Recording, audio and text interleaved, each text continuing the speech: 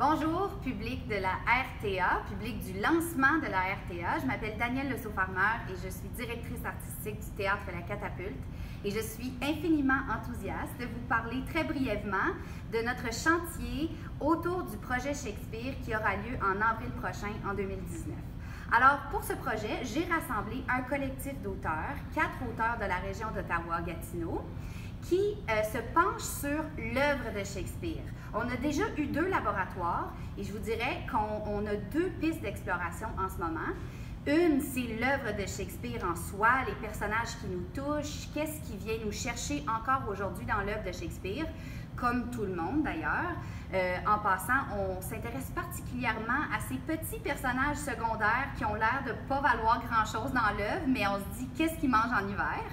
Et l'autre piste d'exploration, c'est toute la périphérie de l'œuvre de Shakespeare. Qu'est-ce qui nous obsède chez Shakespeare et surtout, qui sont les obsédés de Shakespeare? Comme par exemple, il y a une femme en Oregon qui a créé un immense jardin juste avec les types de fleurs qu'on retrouve dans l'œuvre de Shakespeare. Il y a un homme dans le sud des États-Unis qui, il y a quelques années, a fait venir toutes les races d'oiseaux qui avaient été nommées dans l'œuvre de Shakespeare de partout à travers le monde et ça a créé une maladie dans le sud des États-Unis. Alors ça, c'était vraiment une obsédée de Shakespeare. Et puis, bon, en terminant, je vais vous lire un petit extrait. En fait, une réponse au sonnet 29 de Shakespeare qui a été écrite par un de nos auteurs, Louis-Philippe Roy.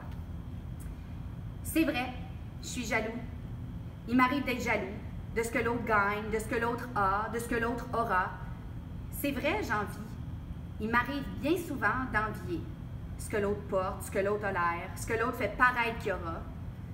Mais quand je pense à toi, à l'odeur de tes cheveux herbalescence, à la couleur de tes yeux, fond d'une piscine hors terre, à la rondeur de tes fesses, roue de tracteur de Duncan, je ne peux qu'oublier ma jalousie et mes envies. Tout s'évapore comme la boucane de notre première cigarette. Veux-tu être avec moi pour l'éternité, ou du moins jusqu'à la fin de notre 6e année? Voilà, on a hâte de vous voir en avril prochain.